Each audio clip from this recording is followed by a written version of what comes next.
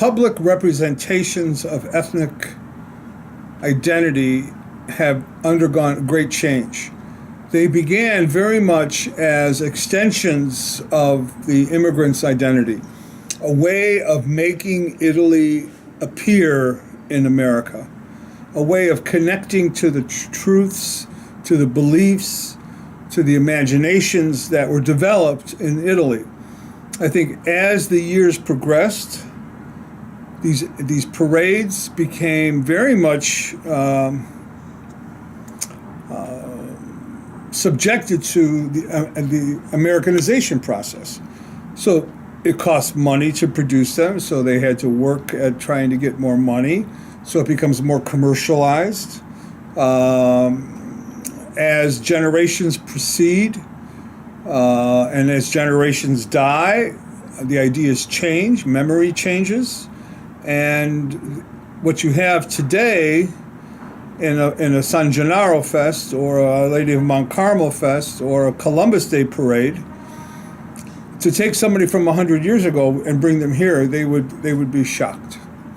But the people today aren't shocked. So what that shows us is identity has changed, even though some people refuse to let go of the idea of the past.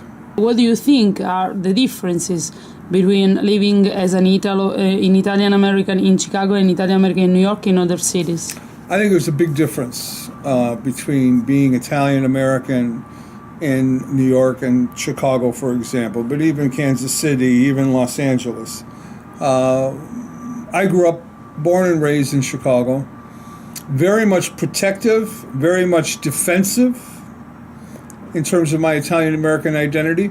And when I moved to New York, I found that people were not protective. They were not defensive. They took their identity as for granted. In other words, they were not ashamed to be Italian Americans. In Chicago, many Italian Americans undergo this idea of shame of being Italian American. We're not good enough.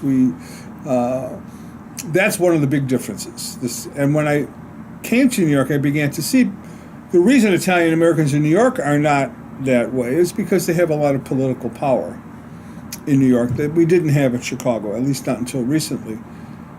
I moved from Chicago to New York in order to be able to help create the field of Italian American Studies. It never would have happened in Chicago. It's just happening now. Loyola University in Chicago is building a program in Italian American Studies. But 20 years ago, when I first was working on this, or more actually, 30 years ago, I knew that Chicago wouldn't create it, but New York had already started creating it. So there's a big difference between not just New York and Chicago, but New York and Los Angeles. New York and being Italian in Alabama, New York and being Italian in Detroit, Michigan. And these are differences that you don't always see inside national organizations like the Sons of Italy, which try to make it look like everybody has the same identity.